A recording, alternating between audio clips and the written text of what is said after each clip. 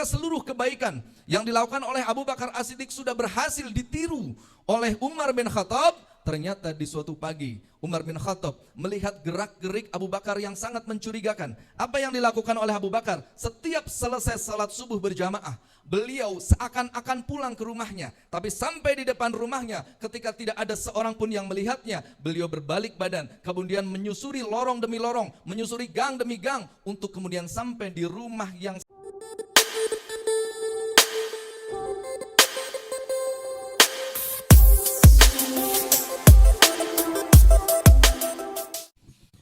Bismillahirrahmanirrahim. Assalamualaikum warahmatullahi wabarakatuh. Bismillahirrahmanirrahim. Alhamdulillahi rabbil alamin.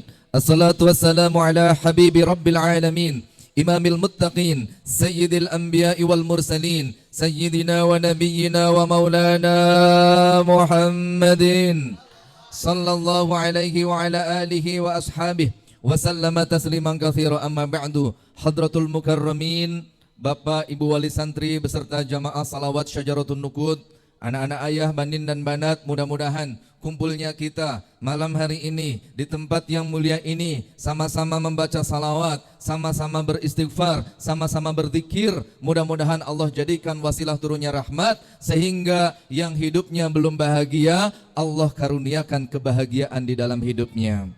Amin ya Allah ya Rabbal. Pertanyaannya, apa sih tanda-tanda seseorang sudah bahagia di dalam hidupnya? Dikatakan bahwa tanda bahagia seseorang itu ada 4. Alamatus sa'adah arba'ah. 4 tanda seseorang bisa dikatakan bahagia. Perhatikan, kalau kita betul-betul ingin bahagia, bahagia di dunia, bahagia di akhirat, pastikan 4 tanda ini ada di dalam kehidupan kita. Mana tanda bahagia yang pertama? Tanda bahagia yang pertama adalah dzikrul dzunub al-madiyah, senantiasa mengingat-ingat dosa-dosa yang telah dia lakukan. Ini adalah kunci kebahagiaan yang pertama. Kenapa? Karena seorang yang senantiasa ingat terhadap dosanya, dia selalu merasa dosanya banyak, sehingga dia selalu merasa perlu untuk mendapatkan ampunan dari Allah Subhanahu wa taala. Maka amal yang akan dia lakukan adalah taubat. Ketika kita sholat, maka sholat itu adalah bukti bahwa kita mencintai Allah. Ketika kita puasa, maka puasa itu adalah bukti bahwa kita mencintai Allah. Tapi ketika kita bertaubat, itu adalah bukti bahwa Allah mencintai kita. Innallaha yuhibbut tawwabina wa yuhibbul mutatahhirin. Sesungguhnya Allah cinta kepada orang-orang yang bertobat, dan Allah cinta kepada orang-orang yang senantiasa membersihkan dirinya. Tanda bahagia yang kedua adalah nisyanul hasanat al-madiyah, senantiasa melupakan kebaikan yang telah dia lakukan. Coba ucapkan sama-sama. Kalau ada orang yang selalu mengingat-ingat kebaikannya, dia akan merasa kebaikannya banyak, sehingga dia akan malas untuk berbuat baik. Kalau ada orang yang selalu melupakan kebaikannya, maka dia merasa kebaikannya sedikit, sehingga hidupnya selalu ditambah kebaikannya, sehingga dia selalu semangat untuk menambah kebaikannya. Kalau misal dalam hidup kita pernah menolong seseorang pada saat dia sulit, sehingga dia bisa hidup bahagia. Lalu pada saat kita sulit, dia tidak menolong kita. Kita merasa sedih, kita merasa kecewa, kita merasa sakit hati. Itu ketahuilah, yang salah bukan orangnya. Yang salah itu bukan orang yang dulu pada saat ditolong, kemudian dia tidak menolong kita pada saat kita butuh pertolongan. Siapa yang salah, ayah? Yang salah adalah diri kita, yang selalu mengingat-ingat kebaikan kita kepada orang lain. Maka kunci kebahagiaan yang kedua adalah lakukan, lupakan, lakukan, ikhlaskan, lakukan dan lakukan lagi kebaikannya. Itu adalah kunci kebahagiaan yang kedua. Kunci kebahagiaan yang ketiga, wa nadharuhu ila man huwa fawqahu fid din. Yang ketiga, kalau kita hidupnya ingin bahagia, kita hendaknya senantiasa melihat kepada orang yang lebih tinggi di dalam urusan agama, kepada orang yang lebih tinggi di dalam urusan ibadah, kepada orang yang lebih tinggi di dalam urusan akhirat. Kita seringkali dibalik.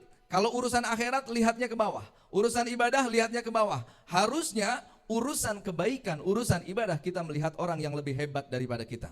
Coba lihat kisahnya seorang Sayyidina Umar bin Khattab.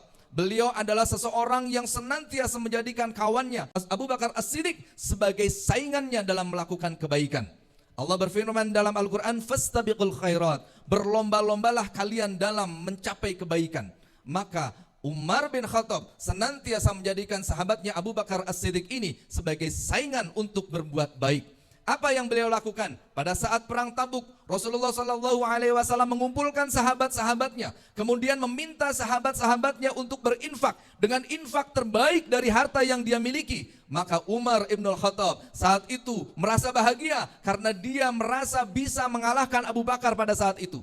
Yang lalu-lalu Abu Bakar selalu bisa mengalahkannya. Tapi pada saat itu Umar telah berbicara kepada istri dan anak-anaknya bahwa Umar akan mensedekahkan, akan menginfakkan setengah dari kekayaan yang dimilikinya.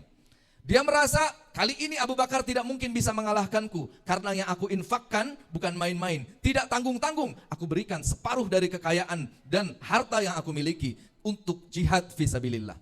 Tapi ketika dikumpulkan oleh Rasulullah SAW, ditanya satu persatu sahabat, wahai Umar, berapa yang engkau infakkan di jalan Allah? Umar menjawab, ya Rasulullah, aku menginfakkan separuh dari kekayaan yang aku miliki kepadamu ya Rasulullah. Tapi Umar kaget ketika Rasulullah SAW bertanya kepada Abu Bakar, ya Abu Bakar, wahai Abu Bakar, berapa yang akan engkau infakkan untuk jihad fi sabilillah ini? Abu Bakar As-Siddiq menjawab dengan tegas, ya Rasulullah, aku infakkan seluruh kekayaan hartaku untuk berjihad di jalanmu. Kemudian Rasulullah SAW bertanya, ya Abu Bakar, kalau engkau infakkan seluruh hartamu, lantas apa yang engkau sisakan untuk keluargamu, untuk istrimu, untuk anak-anakmu? Abu Bakar As-Siddiq dengan jawaban yang tegas, beliau menyampaikan, ya Rasulullah, untukmu aku sedekahkan dan aku infakkan seluruh kekayaanku, dan keluargaku aku tinggalkan Allah dan Rasulnya. Inilah kesemangatan para sahabat dalam berlomba-lomba untuk menjadi yang terbaik di hadapan Allah Subhanahu wa Ta'ala. Maka keinginan untuk mengalahkan Abu Bakar itu masih tetap ada. Bahkan pada saat Rasulullah SAW telah wafat, naiklah Abu Bakar menjadi khalifah. Kemudian Umar berkata di dalam hati, Abu Bakar saat ini menjadi khalifah, tanggung jawabnya besar. Insya Allah kali ini aku akan bisa mengalahkan kebaikannya. Maka dicarilah kebaikan-kebaikan Abu Bakar As-Siddiq. Tapi ternyata ketika seluruh kebaikan yang dilakukan oleh Abu Bakar As-Siddiq sudah berhasil ditiru oleh Umar bin Khattab, ternyata di suatu pagi Umar bin Khattab melihat gerak-gerik Abu Bakar yang sangat mencurigakan. Apa yang dilakukan oleh Abu Bakar? Setiap selesai salat subuh berjamaah, beliau seakan-akan pulang ke rumahnya. Tapi sampai di depan rumahnya, ketika tidak ada seorang pun yang melihatnya, beliau berbalik badan, kemudian menyusuri lorong demi lorong, menyusuri gang demi gang, untuk kemudian sampai di rumah yang sangat-sangat kumuh, rumah yang sudah reot, dan beliau masuk ke dalamnya. Umar mengikutinya, tidak tahu apa yang dilakukan oleh Abu Bakar di dalam rumah tersebut. Ketika Abu Bakar setelah beberapa saat keluar dari rumah itu, kemudian Umar pun memberanikan diri untuk masuk ke dalam rumah itu. Dan apa yang beliau dapatkan? Yang beliau temui, yang beliau lihat di dalam rumah yang kumuh dan reot itu adalah seorang nenek-nenek yang matanya buta, yang tubuhnya sudah tidak mampu bergerak lagi. Beliau masih hidup dalam keadaan sangat-sangat sulit. Kemudian Umar bertanya, wahai nenek, siapa yang tadi datang? Kata nenek itu, wallah, demi Allah, saya tidak pernah tahu siapa yang datang.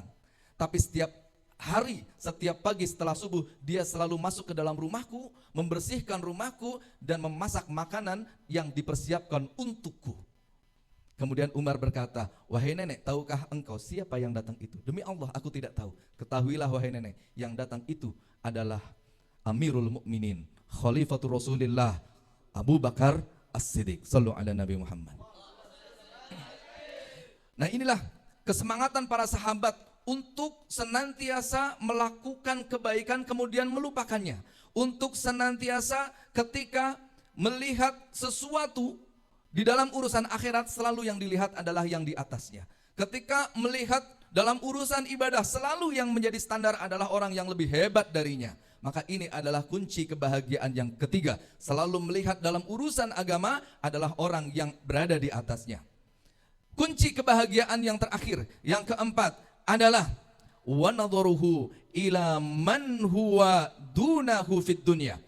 Kemampuan seseorang untuk melihat, seseorang yang senantiasa melihat orang lain dalam urusan dunia adalah orang yang selalu berada di bawahnya. Jadi dia selalu melihat yang di bawah dalam urusan dunia. Kebalikan dari yang tadi, dalam urusan akhirat yang dilihat yang di mana? Yang di atas. Urusan dunia yang dilihat yang di bawah. Sehingga ketika kita merasa hidup kita susah, kita tetap masih bisa bahagia. Apa caranya? Caranya dengan kita melihat orang yang jauh lebih susah dari kita. Ketika hidup kita miskin, kita tetap bisa bersyukur. Caranya dengan apa? Caranya dengan kita selalu melihat orang yang lebih miskin dari kita. Kita naik motor, bisa bahagia, bisa sengsara. Kapan kita naik motor bahagia? Ketika yang kita lihat adalah orang yang naik sepeda. Tapi kapan kita naik motor kita sengsara? Ketika kita naik motor, tapi yang kita lihat adalah teman kita yang menggunakan mobil. Maka pernah satu ketika Sayyidina Ali karramallahu wajhah sedang duduk di depan rumah, sedang menanti waktu berbuka puasa. Tiba-tiba datang tetangganya yang miskin. Kemudian berkata, "Ya Ali, apakah engkau tidak memiliki sesuatu yang bisa kami makan?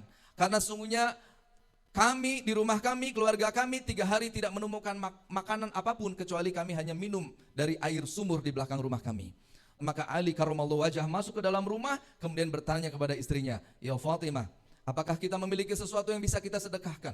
Kemudian Fatimah, "Iya, kita punya 1 piring gandum. Tapi 1 piring gandum itu adalah satu-satunya makanan yang akan kita gunakan untuk kita berbuka nanti sore." Kemudian Ali mengatakan, "Demi Allah, sedekahkanlah 1 piring gandum itu kepada orang yang membutuhkan, karena sesungguhnya dia hidupnya lebih sengsara daripada kita." Kemudian diberikanlah 1 piring gandum. Maka di maghrib, Sayyidina Ali karramallahu wajhah beserta istrinya Fatimah binti Rasulullah SAW, keduanya tidak menemukan sesuatu yang bisa dimakan untuk berbuka puasa. Kemudian Ali bin Abi Thalib kemudian masuk ke dalam kamar dan menangis sejadi-jadinya. Kemudian diketuk pintunya oleh Fatimah binti Rasulullah SAW. Ketika masuk, beliau bertanya, "Wahai Ali, wahai suamiku tercinta, apakah engkau menangisi sepiring gandum yang telah engkau sedekahkan itu?" Ali kemudian menjawab, "Tidak, demi Allah, aku tidak menangisi sepiring gandum yang telah aku sedekahkan. Aku menangis karena aku menyesali diriku. Kenapa ada orang yang lapar, kemudian aku hidup enak-enakan dalam keadaan aku tidak tahu bahwa tetanggaku diam-diam menahan lapar. Kenapa ada orang miskin, sementara aku tidak tahu bahwa ada tetangga yang diam-diam menahan lapar. Kenapa aku hidup baik-baik saja denganmu, wahai Fatimah, sementara ada tetangga kita yang diam-diam tidak memiliki makanan sesuatu pun untuk dimakan."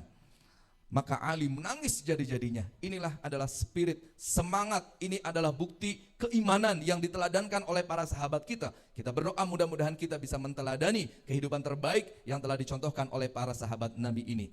Wal afu minkum. Assalamualaikum warahmatullahi wabarakatuh.